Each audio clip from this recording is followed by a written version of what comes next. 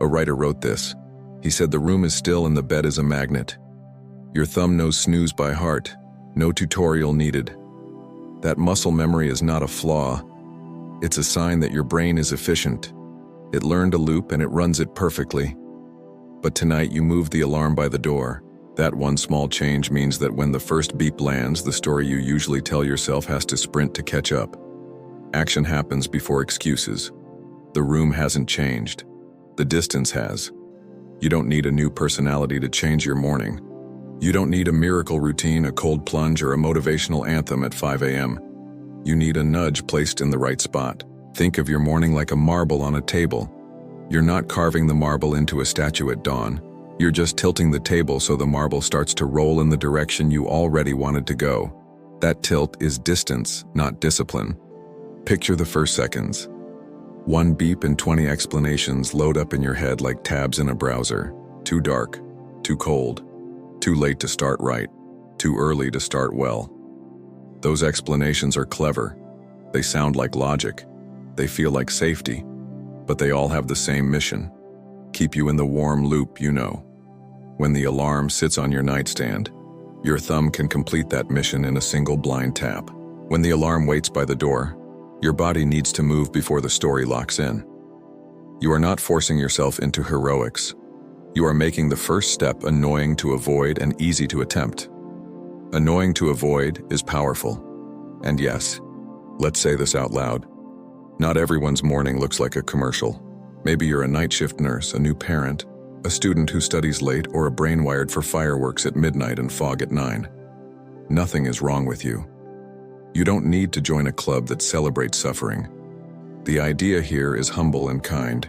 Suit the world around your real life so your next choice is a little lighter to make. That's it. Distance beats willpower because willpower is a battery. It drains. Distance is a slope. Slopes keep working even when you're not looking at them. When you move the alarm away, even a few steps, you lower the activation energy for movement and raise it for avoidance.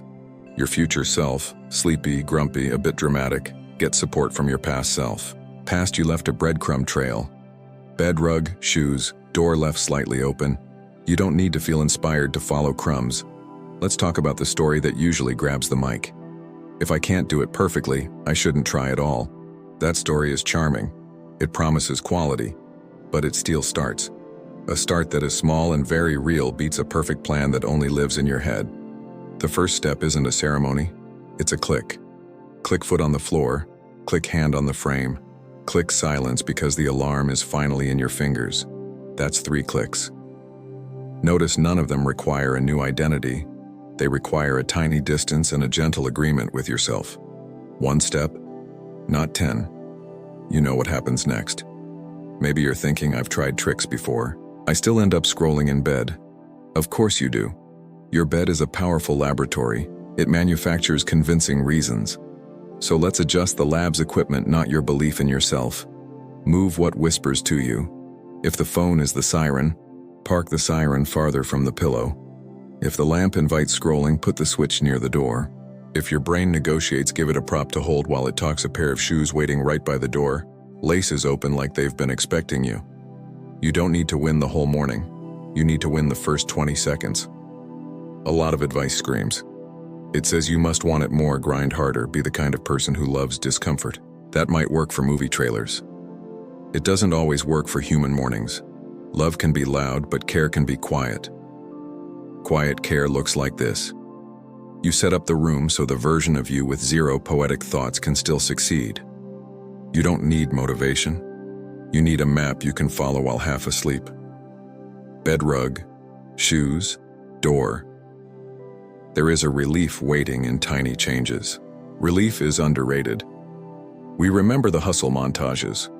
We forget the sigh that happens when something finally feels easier. Relief is proof that your environment is doing some of the lifting.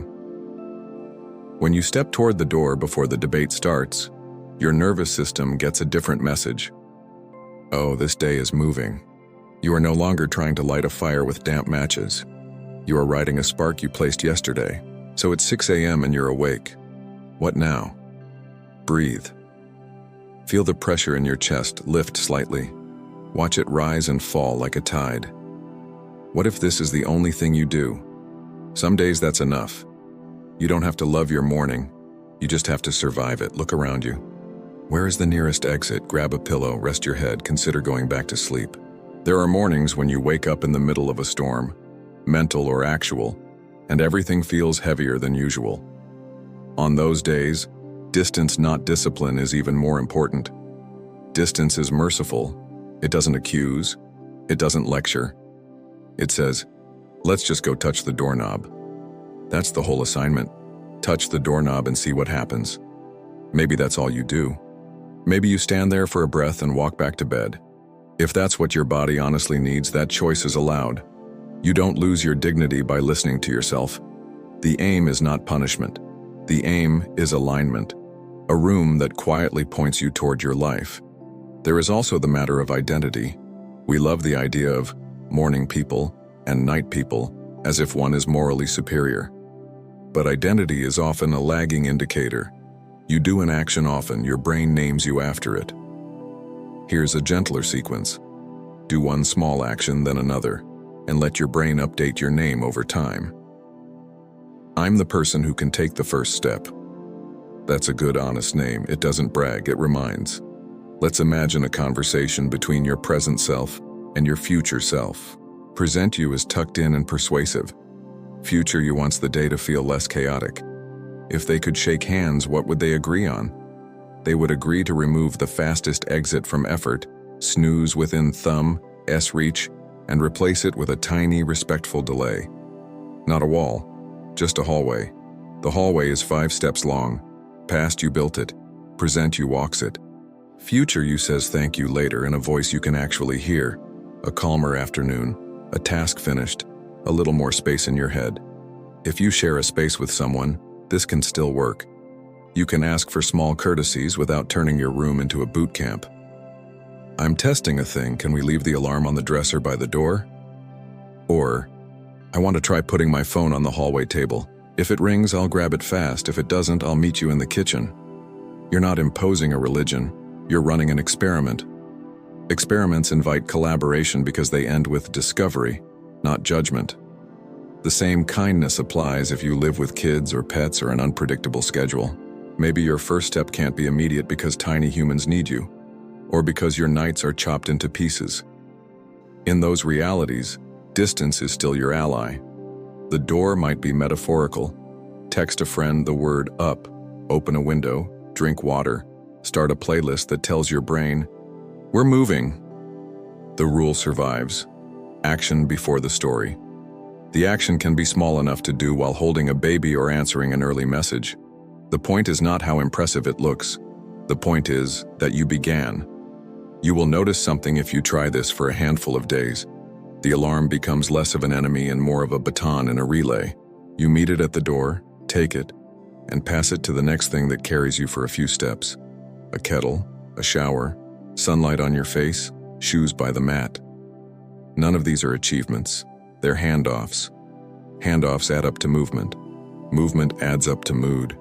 And if you miss a day, if your thumb finds snooze and your legs refuse the hallway, you are still you. Nothing essential breaks. The room will still be there tomorrow, set up like a quiet friend with a suggestion, not a scold. Shame is a terrible engineer. It builds heavy machines that make people sit still. We are not building those. We are placing light rails and friendly signs. Sometimes you will feel the itch to add more goals, more rules, more morning trophies. Please keep it simple. Complexity excites today and betrays tomorrow. 1 knob turned is better than 6 knobs imagined. If you feel the urge to decorate this idea with hacks, smile and breathe. Return to the plain version. Put distance between your thumb and snooze. Let the room do a little work for you. And that is how to stop waking up early. Do you find it helpful? Share your thoughts below. By the way, why is that song stuck in my head? Okay, let's rewind this tape. You wake up. Do you get up? There's a second layer to this. Attention. The moment you are upright, your attention is up for grabs. What does that mean? That means you are primed to have someone else's story fill your mind. But you can choose whose story that will be. You can say, this story is mine. Which story is that? The one you tell yourself in the first minutes after you open your eyes. So if your phone is your first conversation, the day starts in someone else's story. If the alarm is at the door and the phone is quiet for a minute longer, you get a tiny window of unclaimed attention. Use it any way that makes you feel more like you. Stare out the window, put water on, scratch the dog, breathe. We underestimate how much a 3-minute window of unclaimed attention can change the color of a morning. Why does that window exist? Because distance made it. I want to underline something we often skip. Your body is not a machine you operate with commands, it's a companion you negotiate with. You will get more cooperation from your own system when you speak to it like it is on your team. Hey body, let's go touch the doorknob and see how it feels versus, get up you failure. Which one gets you moving faster? The alarm at the door is part of that tone. It says we planned for how you actually feel, not how a superhero feels. If you want to get really fancy, you can sprinkle in some rewards. After the first 3 minutes, whatever reward you've set up is yours. If you like metaphors, here's the only one we need today. The bed is a magnet. The door is a release. Magnets don't mean you're weak, they mean you're normal. Release doesn't make you a legend, it makes you free for a minute. Sometimes a minute is enough to change the trajectory of an hour. Hours compound. You might be wondering, how long until this feels natural? Give it a handful of tries. A handful is not a contract. It's a fair sample. Let your brain collect evidence. When the alarm is far, I tend to stand up faster. Brains love patterns. After a while, the pattern will start to feel like a truth you can rely on. That feeling is called trust in yourself. Trust grows when your environment and your choices stop fighting and start cooperating. There's also room to play. You can make the door a tiny ritual without turning it into a ceremony. A small sticker that says, unlock. A note to yourself that reads, 1 step, not 10. A shoe waiting in a way that makes you smile. These aren't superstitions, they're signals. Signals are how we talk to ourselves without a speech. They are gentle punctuation marks in our day. Let's address the fear that you'll become rigid. You won't. The rule here is flexible by design. Action before the story, tailored to your reality. If you travel, the door might be the bathroom light, the suitcase on a chair, or a glass of water by the sink. If you share a dorm, it might be a text to a friend that says, up. If you're caring for someone, it might be the first check-in. Nothing sacred breaks if the symbol changes. The wisdom stays. Put a tiny distance between you and the loop that keeps you still. If you're looking for a better morning, this is one way to get it. Start by putting the alarm far away so the sound surprises you. You get up, move to the other side of the room. Then you wait a beat before checking your phone. In that space between surprise and phone, you're in charge of yourself. The rest of your morning depends on the quality of that space. Make it yours. Move at your own speed. The trap of speeding through the morning is enticing, but it robs you of moments that could shift the day in a positive direction. Slowing down is counterintuitive, but it's how you take back control of your calendar, your energy, and even your identity. You don't need to say, I'm the kind of person who never snoozes.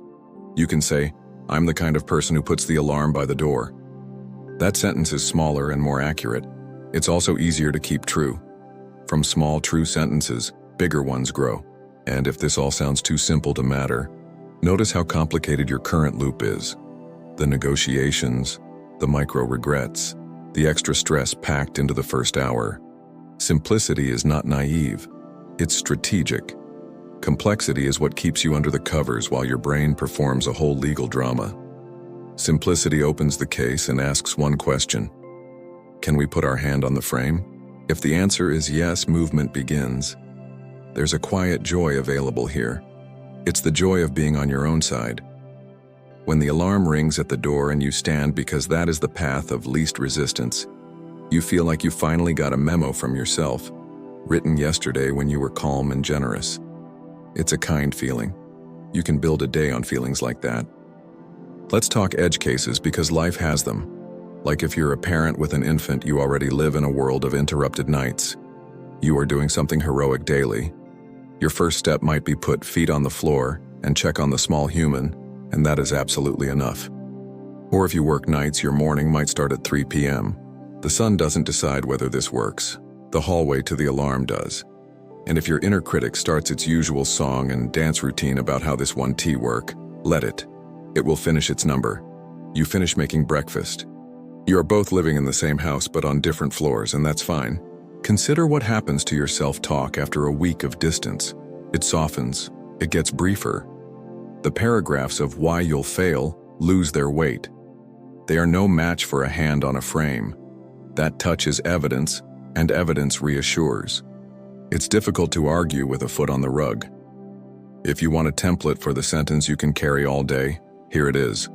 Victory is action before the story. Action before the story in the morning looks like standing up to meet the alarm. Action before the story at lunch looks like opening the document before you reread emails. Action before the story at night looks like brushing your teeth before you debate a snack. This is not a religion, it's a rhythm. You can use it without worshiping it. When the inner critic wakes up, as it sometimes does, give it a job. Critic, please count the steps to the door. It can count to 5, then retire it. You don't need a tribunal, you need a door. You don't need a verdict, you need a hand on the frame. Even criticism can be repurposed into counting if you make the distance specific. There's a reason we return to the sentence, the room hasn't changed, the distance has. It's proof that your life is not waiting for an overhaul. You are not the renovation. You are the resident. You can move furniture. If a lamp keeps you scrolling, let it greet you later. If a charger tethers you to the pillow, tell it to work across the room. You are not failing at mornings. You are engaging with physics, the kind that lives between a thumb and a button. Let's end with a simple practice you can remember without notes. Tonight, leave one sign for tomorrow you, not 12. 1. It could be the alarm by the door. It could be shoes waiting by the mat. It could be a mug near the kettle. It could be a note that says, 1 step, not 10. When the morning arrives, in whatever shape it arrives, follow that one sign. If you follow it, the second sign is usually already in place. If it isn't, congratulate yourself for the single step and proceed at the speed of kindness. Tomorrow you might feel nothing dramatic, no fireworks, no heroic soundtrack, that's perfect. Drama is heavy. We want light. Light is portable. A portable start is one you can take anywhere, on good days, on weird days, on days when the world asks a lot of you. A portable start begins with distance, not with a declaration shouted into the dark. So, the bed is a magnet. The alarm is by the door. First beep, 20 excuses loaded. A foot finds the rug. A hand finds the frame. The room hasn't changed.